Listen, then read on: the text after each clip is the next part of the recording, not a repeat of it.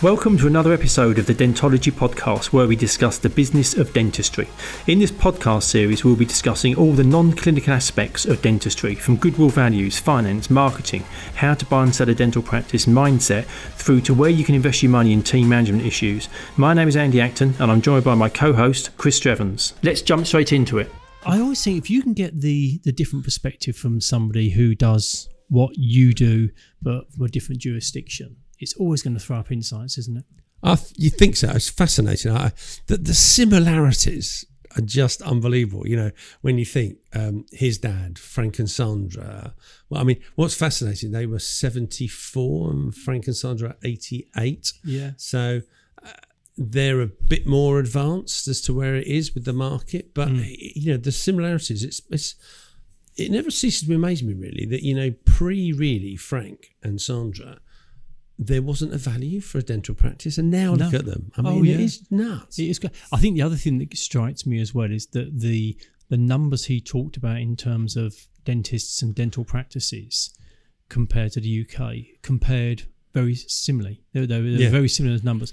But then you think of geography, and it makes you appreciate just how densely populated the UK is compared to Canada. Well, I was mistaken when you think population. He said, similar number of practices, 36 million people. Yeah. So that just reinforces the fact of there's way more dentistry done on Canadian teeth than there's done on the UK teeth. And interesting, the other one, do you remember that guy, I think his name was Scott, can't remember, with the number of people who don't go to the dentist in the States, which would appear to be very different than the Canadian guys. Absolutely. I thought it was fascinating. It really was. And he's a real wise owl. He's got the benefit of obviously seeing his father start the business and absorbing all that knowledge.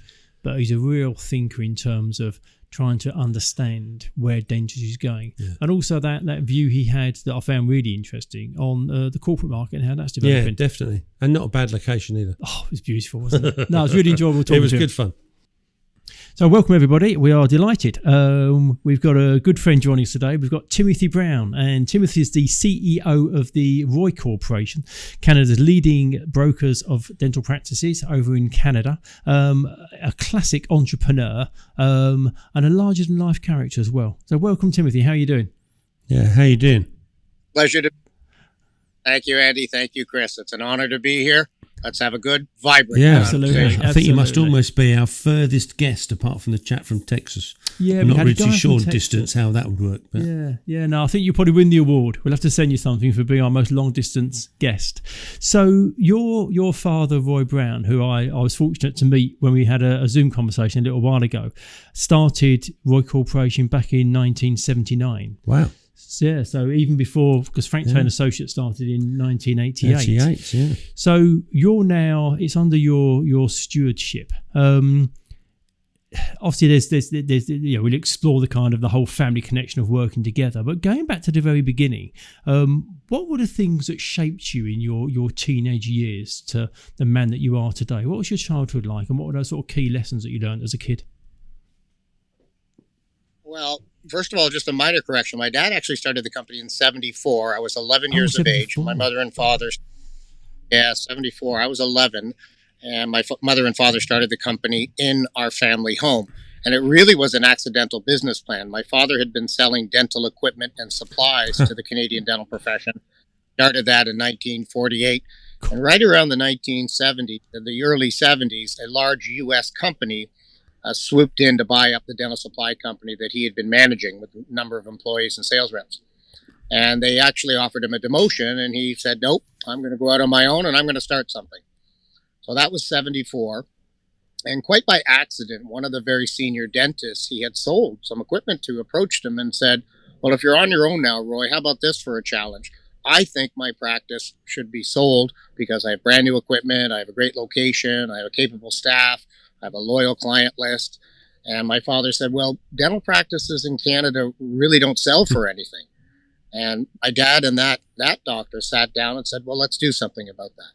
So in 74, my father collected the data and published his very first dental practice appraisal. The value of that practice was $28,000. And then my father sought out about going around the dental university, mostly in Toronto, because that was proximate to my father, And he found a young man who said, that's a great location. I was born and raised in that neighborhood. I don't want to suffer all of the frustration of contacting a landlord, building an office, ordering new equipment. Why don't I just take his over? And that young chap paid $28,000 for that dental practice.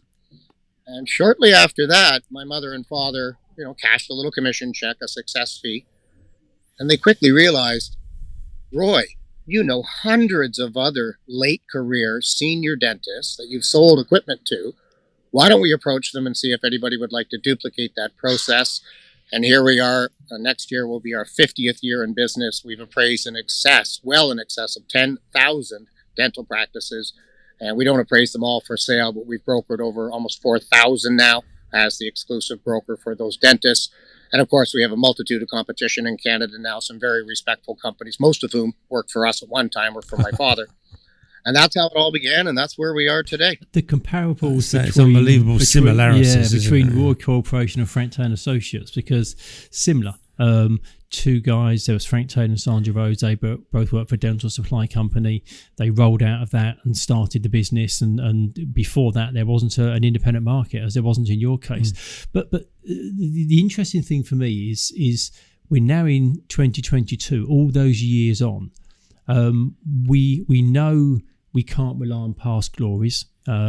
Just because we've been around for a long time doesn't give us any right to stay in the position we're in. So how's your business evolved over those years to make sure that you're still at the forefront? Because you're still leading the way in Canada. What things have you done to make sure that you've maintained that position? Because people always say, getting to number one isn't that tricky. It's harder staying at number one.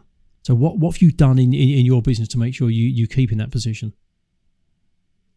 Well, the hallmark of our organization has always been the empirical appraisal document itself. So we have constantly evolved and invested in making sure that the appraisals we publish, which are paid for by the practice owners, are relevant to the intended readers, being dentists, and then lawyers, accountants, and bankers. And we're constantly adding to that report and making it relevant for the purposes of those intended readers. Lawyers have a certain set of data they wish to see. The accountants, of course, bankers want to see cash flows and projections. And dentists, of course, want to see all of the lists of all the things they do, their philosophy, their equipment. So publishing an empirical appraisal has always been the cornerstone of our business. As a commission broker, yes, we're motivated to try to persuade that dentist to let us be their agent or their exclusive broker when the time comes to exit ownership. But we don't focus on that. We focus on the appraisal. As long as we publish a quality appraisal, and I believe we are considered the empirical producer by the banks, accountants, and lawyers, and the dentists themselves, but it's really those three other critical readers who judge and critique us more than anything, particularly the accountants and the banks. So I think that's been the number one anchor for the ROI Corporation reputation, is we constantly focus on that appraisal itself. As I'm sure you both know, producing an appraisal can be a tedious task. It's pulling data from the practice and the software, the staff in some cases, the owner, and many times dentists are not that well organized with their documentation. So it can be very tedious and slow to gather it. But once we can turn out a fine quality report. And I think that's what makes us number one in the eyes of the profession and all of those critical intended readers. And I know that our competition produces some excellent appraisals, but I think that their focus is getting the listing, because the commission is where the big win is, the big fit.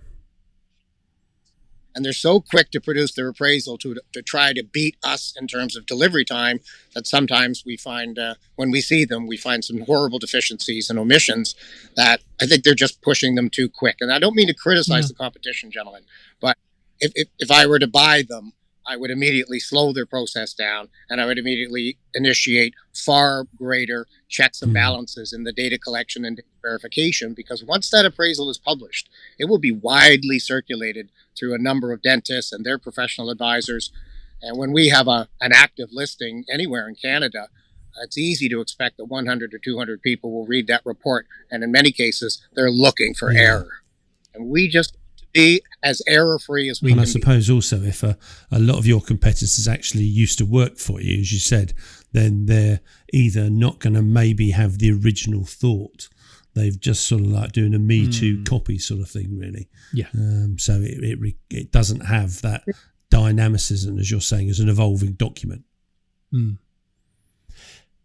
There's tremendous cost into the, our internal compliance to validate the facts, to fact check the facts and the data that's been sent to us, and then to prepare that appraisal.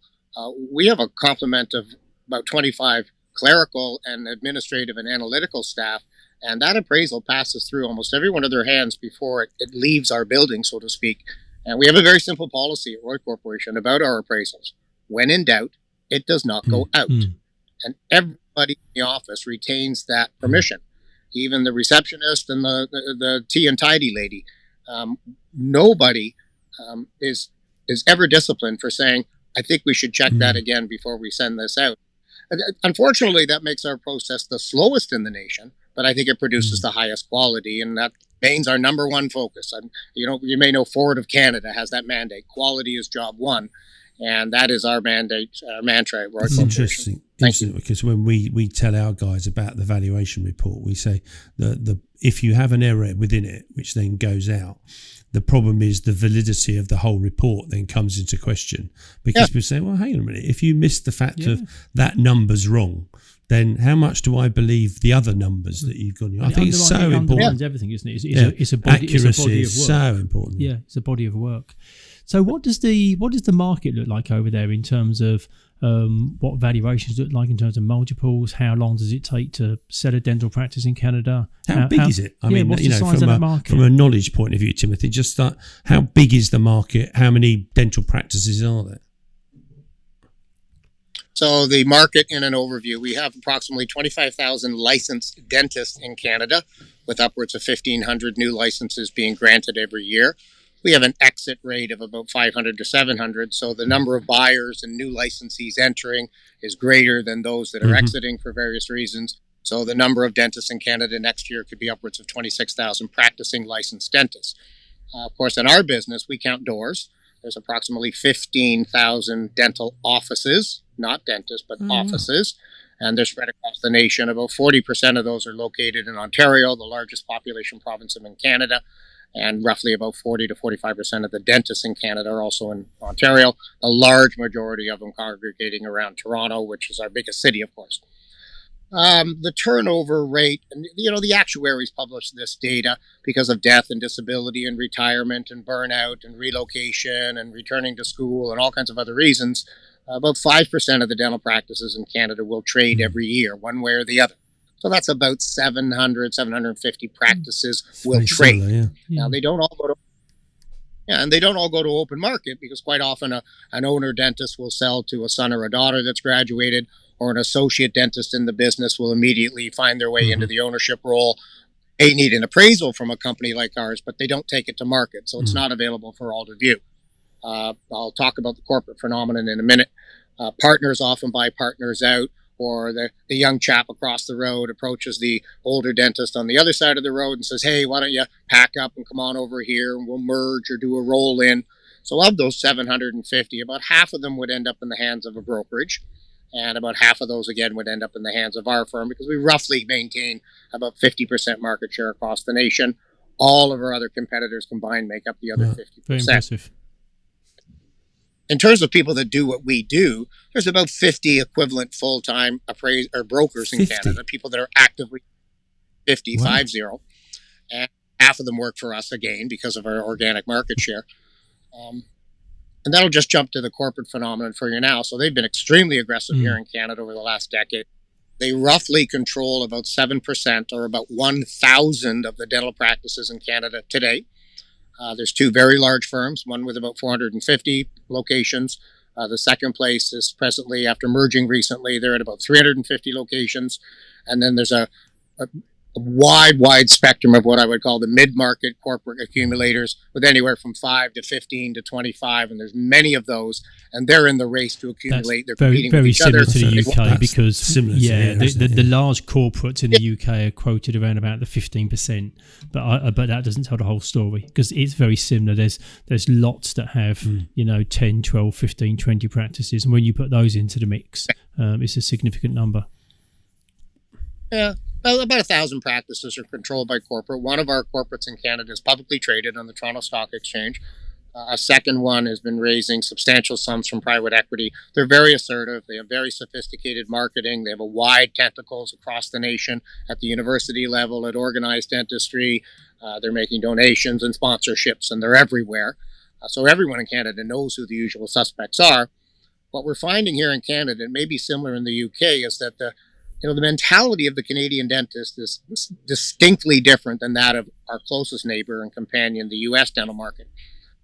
Even though Canadian dentists, I think, are equally as entrepreneurial, they're much more independent and they're much more hands-on control operator oriented. And we do know for a fact that thousands of dentists in Canada have been approached by these corporates. Thousands of them, maybe 5,000, 7,000. It's hard to know. But only 1,000 have made the move because the Canadian dentist seems to be the hands-on owner operator. This is my baby. And when surveyed, and I'm sure it's the same in the UK, most of our clients admit, I went into dentistry to be my own boss. That you can't erase. You can't erase that entrepreneurial spirit. Dentists are very high IQ. They're very intelligent. They like everything just so, the way the drawers are organized is the way the supplies, how they do their treatments, their record keeping. So I'm predicting that the corporate phenomenon in Canada, I think it has potential to double itself over the next 3 to 5 years to maybe 15% market share. But I just think the sentiment of the Canadian dentist is resisting it, even though they've been very generous with their offers and they've made some very aggressive offers. Their rejection rate is very high.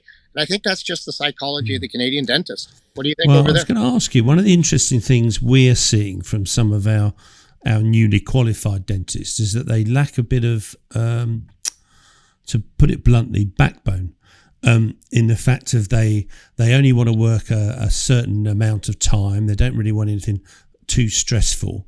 And I wonder whether you have that in Canada with the new dentists sort of coming out, don't really want to work full time, quite happy to work 3 days a week, don't really want any stress, because that's what the new guys are finding, especially the guys who come out of going into NHS dentistry. Anecdotally, what we hear is that they just can't deliver the goodies, and they're all saying, oh, well, actually, for my own well-being, I only really want to work 3 days a week because I don't want to be too stressed. So our concern is sort of, well, how many of those will become practice owners, really? Because one thing owning a practice is it's not a part-time job, really. So in Canada, I think one of the most important things to recognize is that if we have 1,500 dentists who obtain a license in Canada this year, 1,000 of them will come from abroad and requalify here. And they are highly motivated. Okay, right. That's interesting.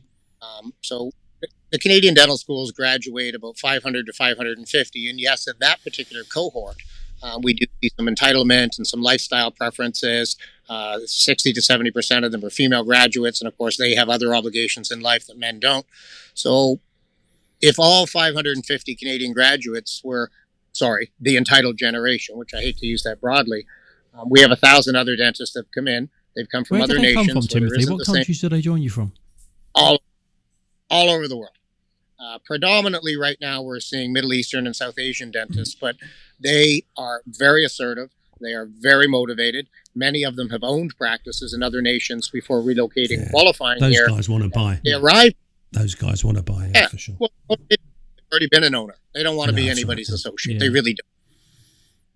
And I think it's very important to know that for these people arriving from foreign nations and requalifying here, quite frankly, I think they feel like they've won the lottery of citizenship and dental licensing. When they discover that our banks here in Canada finance 100% of the appraised value that our company assigns, I think they feel they've hit the jackpot, and they're willing to borrow and lend and throw themselves in the deep end.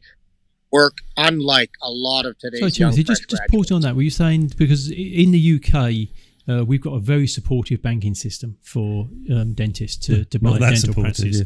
But yeah, did you say the banks will lend 100% of the valuation? No money down in Canada, 100% appraised value, 10 to 12-year amortizations.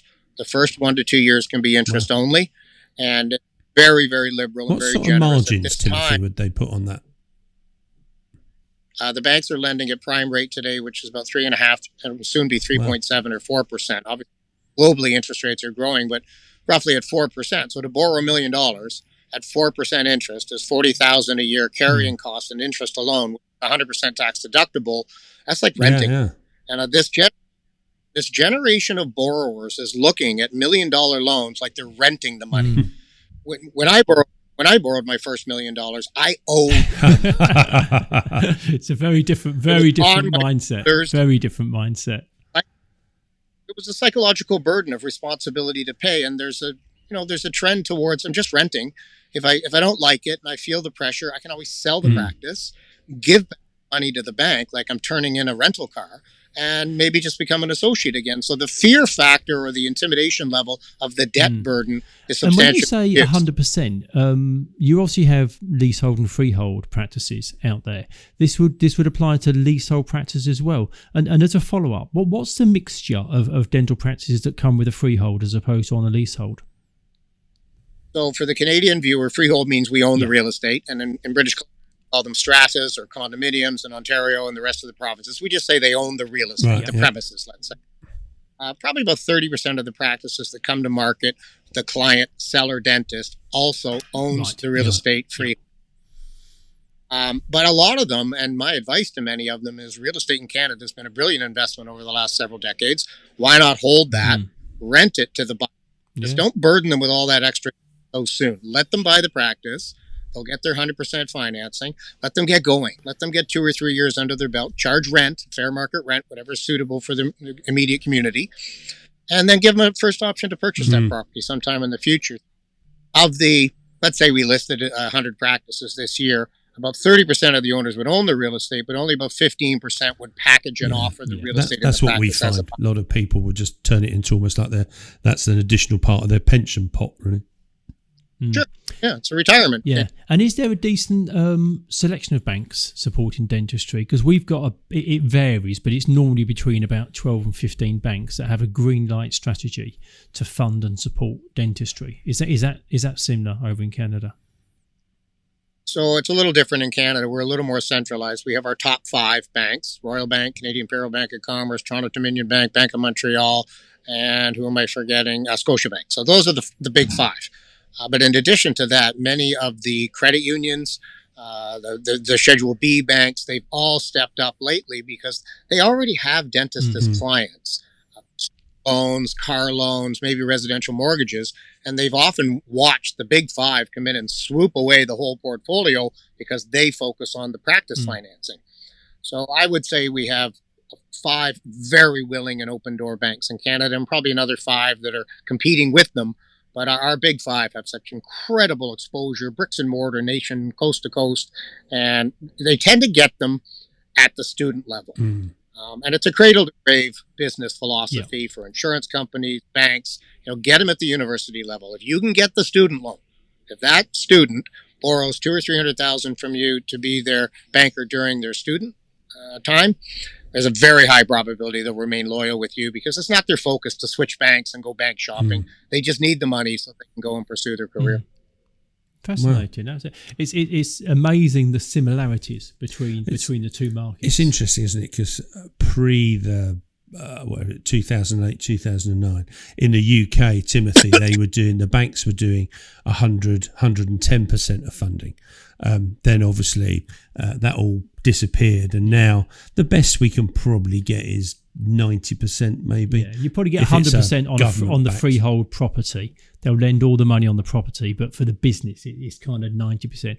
What do the core metrics look like for a dental practice out there? So in the UK, off the accounts, net profit's probably running at about 22 to 25%. It would be a reconstituted net profit of somewhere between 32, 35. Staff costs would have been about 20%. They're sort of rising to 22, 24% now because of inflation. What are sort of the core costs and the numbers look like where you are? Well, the top 4 expenses in any dental practice in the world, as far as I know, are wages first and foremost, then dental supplies, dental laboratory, and rent, and then a multitude of others after that. Canada are escalating rapidly. I'm sure they are in other parts of the world. The average practice in Canada would see wages, not including doctor or family, of 30 to 35% of revenue right now. Wow. Wages have continued to increase. During COVID, we had about 30% of the dental hygienists in Canada resigned, and very few of them have come back. So there's an extreme shortage of dental hygienists, and those that are in the market are now demanding $50 to $60 an hour, Canadian that is. Supplies and lab run between 6 and 9% each, and rent, depending on whether you're in a high-profile, expensive location, could be upwards of 10%.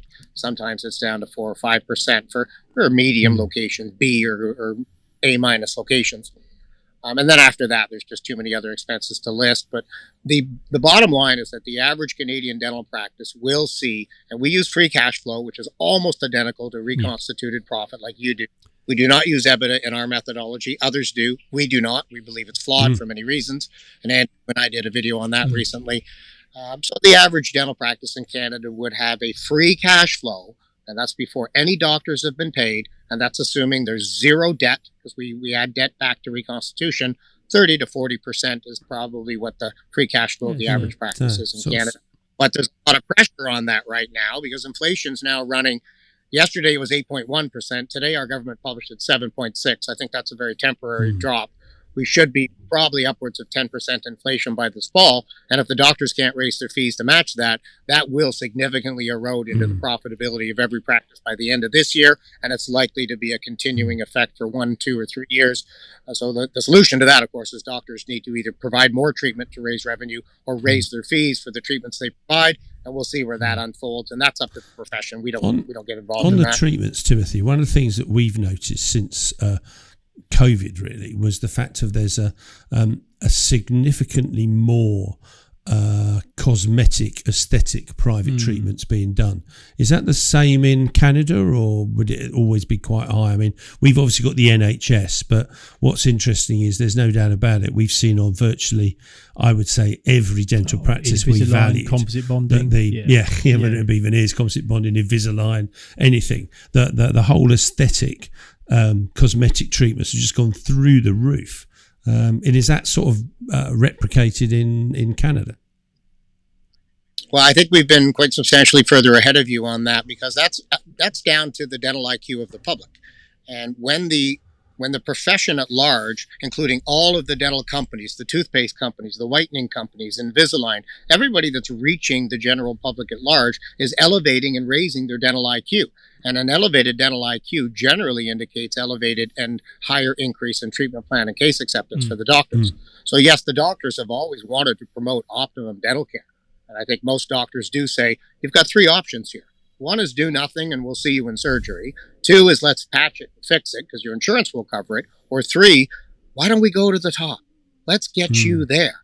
And I think the Canadian public at large has a higher propensity to accept that. A couple of reasons for that is we do not have an NHS per se. We do have some social service and government funded programs here, but they are very, very small portion of the insurance providers in Canadian dental care. 75 to 80% of Canadian dental treatments are covered by an insurance company at some level, 50, 60, 80%. And these are private insurers that are typically provided that insurance by the employer to the employee. And we have a very high consumption rate of that. And the rest is private pay. So there's not a lot of insurance barrier to dentistry in Canada. There's dental IQ barrier and lack of understanding why the treatment will be suitable for that individual. And that solely rests on the dentist and his or her team to educate dentists. And I think we have a higher consumption per capita in Canada. Roughly speaking, we have about 36 million Canadians now. The average annual spending of a Canadian is about $800 per year per Canadian. And that's all Canadians in one basket, all ages, all genders, and all sizes and shapes. I don't think you have the same annual spending. In the States, I think it's down to about $1,600 or $600 a year. That's just because of dental IQ and to some extent affordability. Canada has a very, very high dental consumption rate per capita. I wouldn't say it's the highest in the world, but we're probably in the top 5 in dental consumption per capita. Oh, wow. Wow.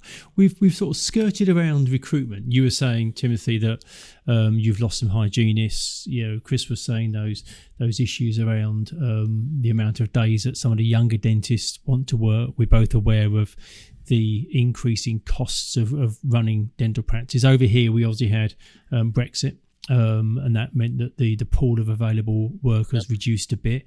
We've had changing attitudes as a result of the pandemic.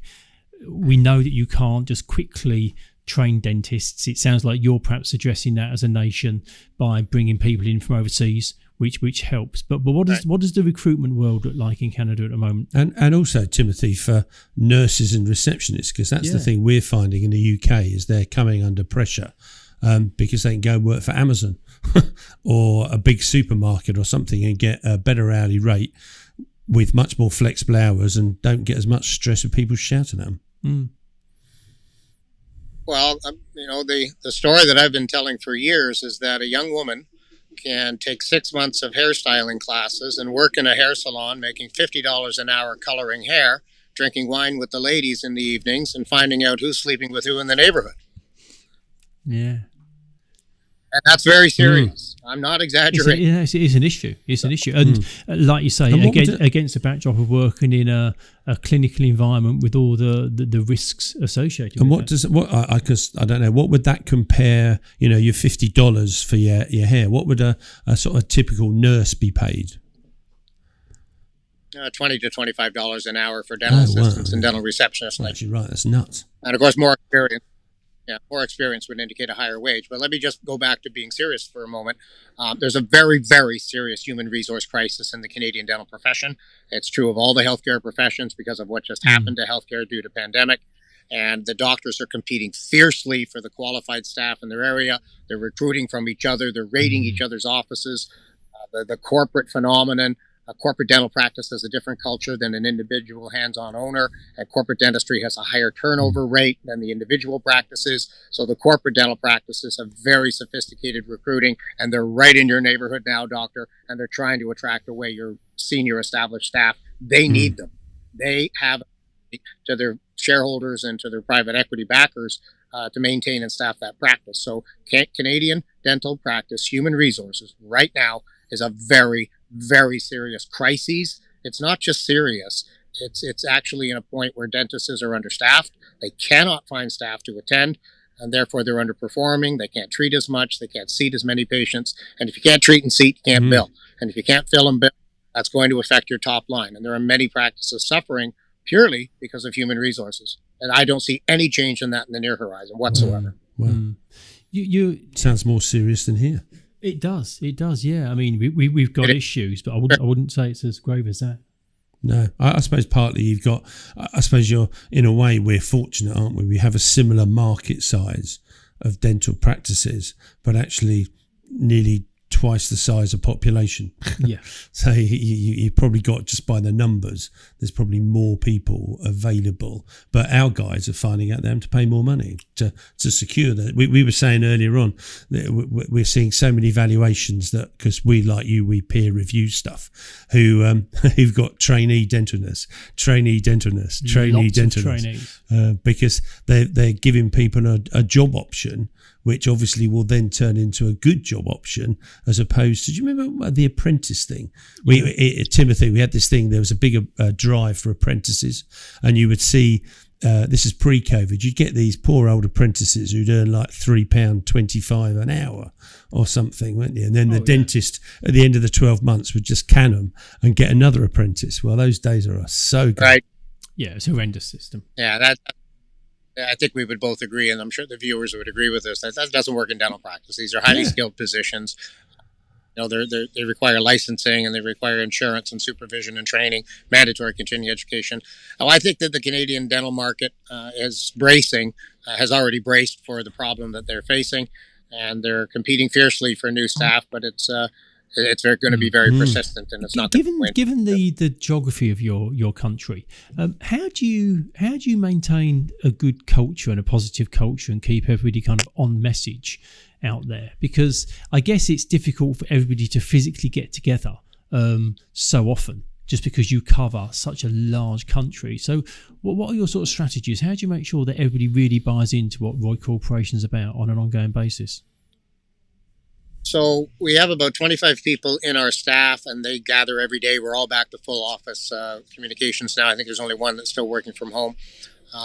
So that's very easy, and we maintain an office culture that we hope is supportive and fun, but we still have a job to do. For our external, because we're coast to coast, from Halifax to Vancouver, There's about just over 20 of us to do the hands-on work, visiting the doctors, selling the practices. We're doing what I think all other companies are doing is obviously we use video communications. We haven't met in person in quite some time, except for a few individual meetings. And next year we're holding the biggest annual. 50 years. Sorry, I'm at my resort. Somebody's got a young puppy here. We are having the biggest annual function for our staff and for our associates that work across the nation and their spouses. And it's going to be quite substantial and quite over the top. And it's just to celebrate the fact that, we are successful. We do need to gather and be human and be face-to-face that way.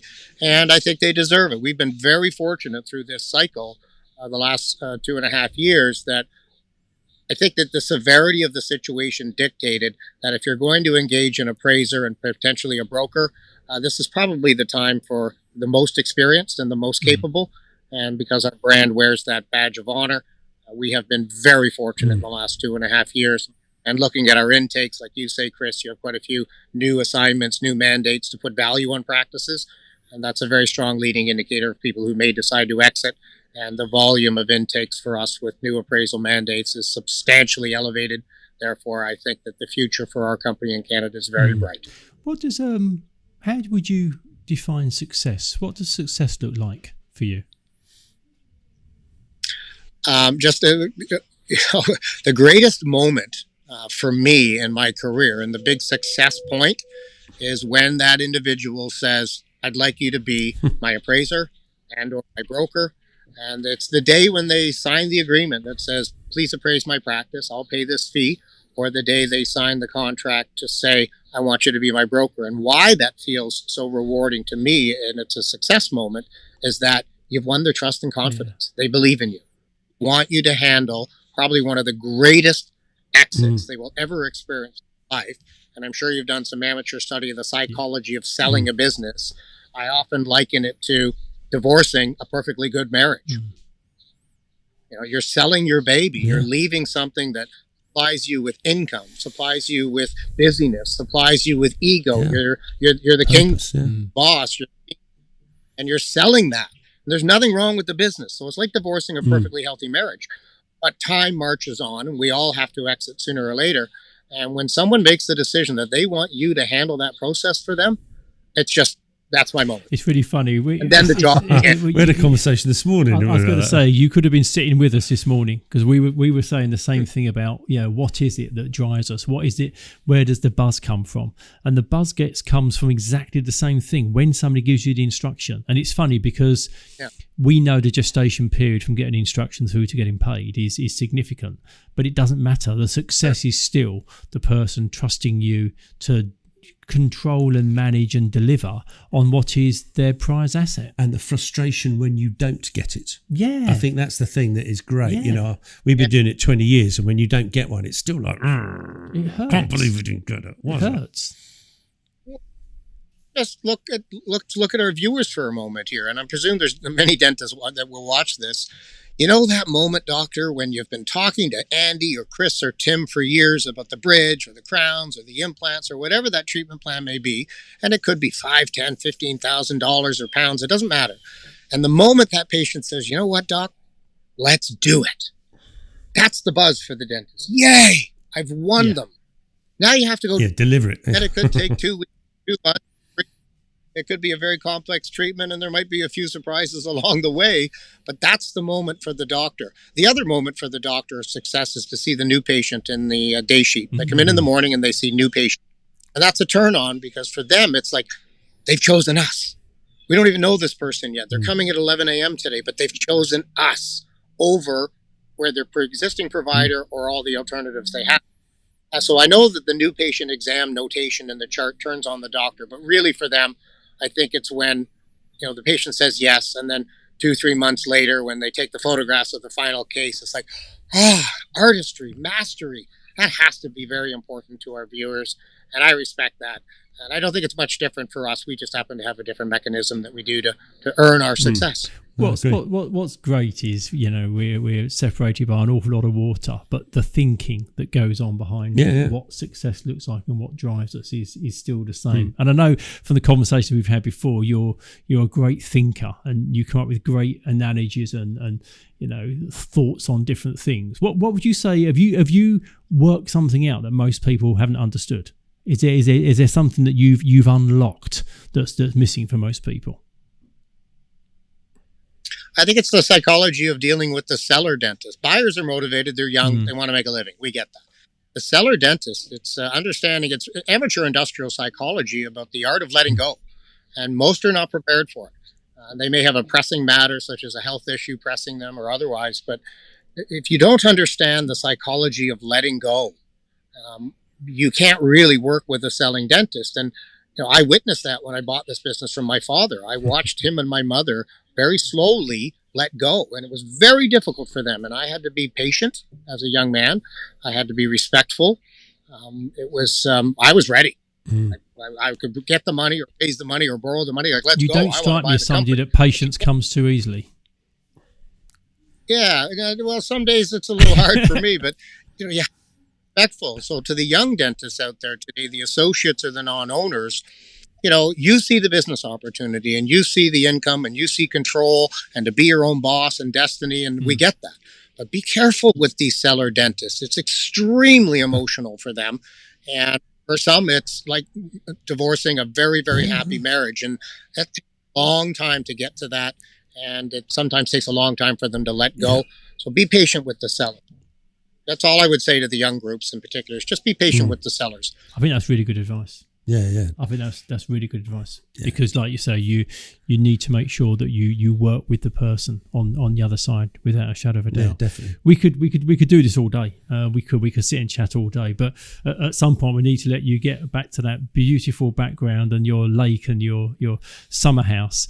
So we always wrap up the same way. We always ask our guests the same two questions at the end. So the first one that we always ask is, if you could be a fly on the wall with somebody in a certain situation, when would that be, and who would you be with if you were given the opportunity? For our clients, I would be with the owner dentist and their spouse or partner at the moment where they say, maybe we should try something else. We could move. Why don't we go move to Vancouver to be with the kids, or to New York City, or to London, UK to live with mom and dad? It's that moment when they decide a major life change is pending. Mm-hmm. And then you go in with all the, the nerd work that we do, which is how to help them get through that. Now, I was just going to give a little tour to the guests of my resort, and I might have lost my Wi-Fi, so I apologize for that. But Northern Ontario, by the way, folks, if you've never been here, the summers up here are spectacular. It's beautiful. I feel I want to get on a plane again. Well, I have a float plane right now. I don't know if you can see it in the view. There is a float plane here at our dock today. It's beautiful. Where did it go? Hang on. We have a plane here today. No, it's beautiful. Look at that! Really beautiful. What a lovely view for people. It's wonderful. And if you could meet somebody, Timothy, if you were given the opportunity to meet somebody, who would you like to meet, given the opportunity? Well, one I've already met, but I'd love to meet him again, and that's Dr. Howard Ferran from the United States. If you haven't met this man or followed him, he's a one of a kind. I like that guy. He is fun. He is right. He is not righteous, but he is correct in a lot of his observations of dental practice. And I think many dentists, like him or hate him, you need to listen to Howard Ferran. And the other person I'd love to meet, because I've only been on film, is Andy Hackton in London, UK, because we've never met in person yet. We've not. We've had a near miss, haven't we? But we'll try and put that right next year. And of course, you too, thank Chris. you. Yeah, that's great. Lovely, Timothy. We'll let you go and enjoy that beautiful scenery around you. We really appreciate your time. We know you're a busy guy. You've got lots going on in your life. And I think our listeners are going to be fascinated at the comparisons between what's happening in Canada and the UK. The similarities are remarkable. Thank you, Andy. Thank you, Chris. Pleasure to be here. Have a good afternoon. Thank you for listening to this episode of Dentology, where we discuss the business of dentistry. If you like what you heard, please do subscribe where you found this episode. That would be amazing. And also follow us on Instagram.